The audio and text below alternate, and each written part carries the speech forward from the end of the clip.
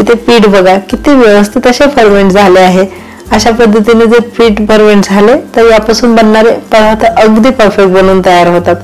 आज आपण रेशनचे तांदूळ आणि चणा डाळीपासून ढोकळा कसा बनवायचा हे पाहणार आहोत। बेसन पासून तर आपण ढोकळा बनवतच असतो, पण अशा प्रकारे काहीतरी वेगळ्या पद्धतीने ढोकळा कसा बनवायचा हे आज मी तुम्हाला सांगणार आहे।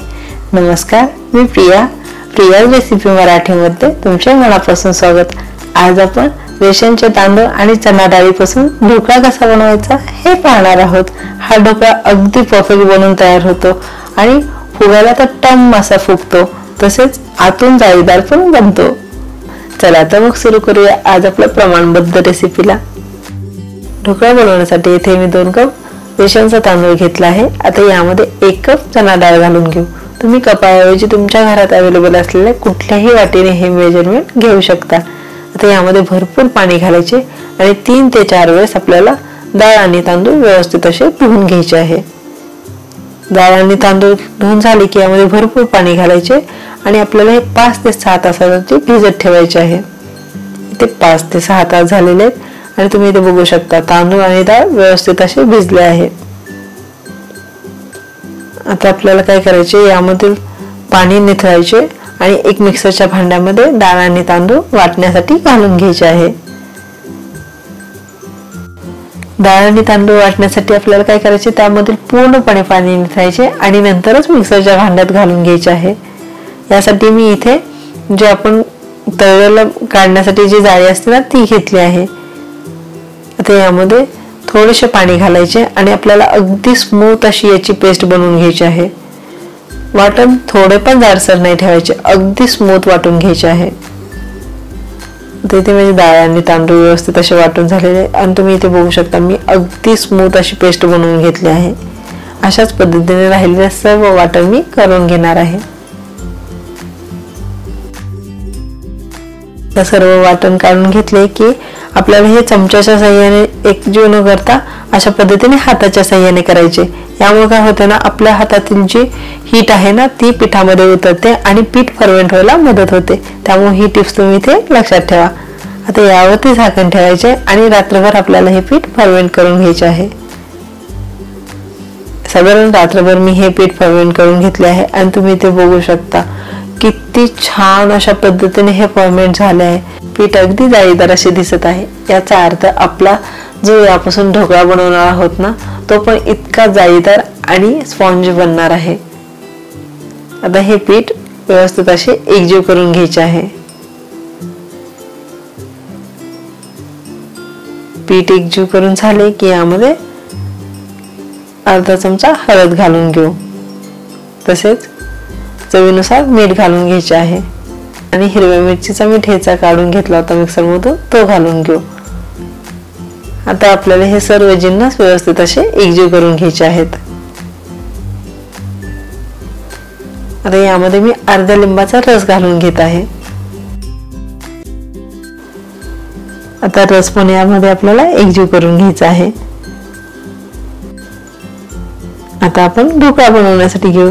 यासाठी इथे जो केक बनवण्याचा टीन असतो ना तो घेतला आहे। आता यामध्ये आपल्याला तेल ग्रीस करून घ्यायचे आहे। यामुळे काय होतं ना, आपण यामध्ये ज्यावेळेस ढोकळ्याचे बॅटर घालतो ना ते टीनला चिटकत नाही। तुम्ही याऐवजी तुमच्या घरात जर कुकरचा डब्बा असतो ना त्यामध्ये ढोकळा करा किंवा एखादं आपलं खोलगट ताट असतं त्यामध्ये जरी ढोकळा बनवला ना तो पण इतकाच परफेक्ट बनून तयार होणार आहे। आता या बॅटरमध्ये आपल्याला अर्धा चमचा इनो घालून घ्यायचा आहे। इनो घातल्यामुळे काय होते ना, ढोकळा खाताना तो घशात अडकत नाही, तो अगदी जाळीदार असा बनून तयार होतो। तुम्ही ते बघू शकता इनो घातल्या आपलं इथेच पीठ किती फुगत आहे।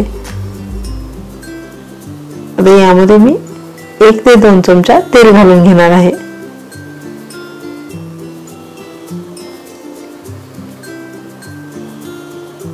इथे माझे ढोकळ्याचे बॅटर व्यवस्थित असे बनवून झालेले आहे। आता जे आपण टीनला तेल लावून घेतले होते ना त्यामध्ये हे बॅटर घालून घेऊ।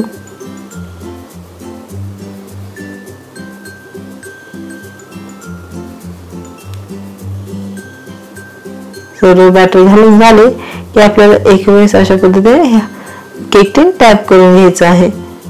म्हणजे यामधून जे काही बबल्स आहेत ना ते सेट होतात. आता इथे कढईमध्ये मी अगोदरच पाणी गरम करायला ठेवले होते आणि त्यामध्ये स्टँड ठेवून घेतले आहे. आता यावरती आपण ढोकळ्याचे बॅटर ठेवून घेऊ आणि यावरती झाकण ठेवायचे आणि आपल्याला हा ढोकळा 15 ते 20 मिनिट मीडियम हीटवर शिजवून घ्यायचा आहे. 20 मिनिट झालेले आहेत आणि तुम्ही बघू शकता ढोकळा किती टम्म असा फुगला आहे आणि त्याला कलर पण किती सुरेख असा आला आहे. आता ढोकळा शिजला ओळखायचे कसे, त्यासाठी इथे जी टूथपिन आहे ना ती आपल्याला घालून चेक करून घ्यायची आहे. ती जर क्लीन आली तर समजायचे की आपला ढोकळा शिजला आहे. आता ढोकळा मी इथे पूर्णपणे थंड करून घेतला आहे, तो आपण आता काढून घेऊ. यासाठी इथे चाकूच्या साहाय्याने पूर्ण एजेस आपल्याला लूज करून घ्यायचे आहेत.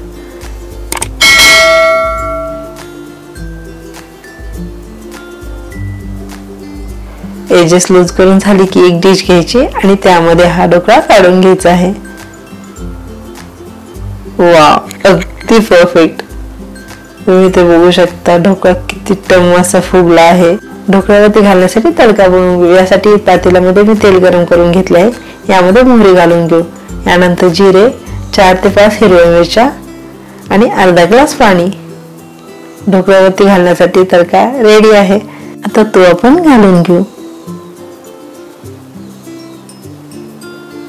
तडका घालून झाला की आपल्याला ढोकळा कट करून घ्यायचा आहे. तुम्ही ते बघू शकता किती ढोकळा इझिली कट होत आहे.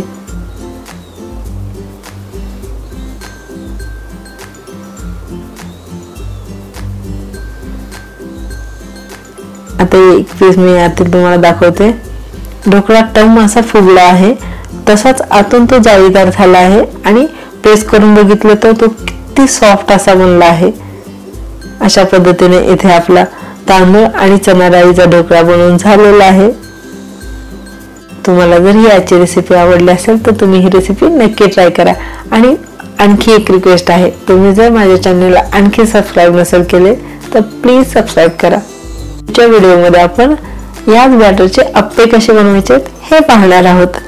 तुम्ही वेळात वेळ काढून माझा हा पूर्ण व्हिडिओ बघितल्याबद्दल तुमचे मनापासून आभार. चला तर मग भेटूया अशा छानशा नेक्स्ट रेसिपीमध्ये. तोपर्यंत धन्यवाद.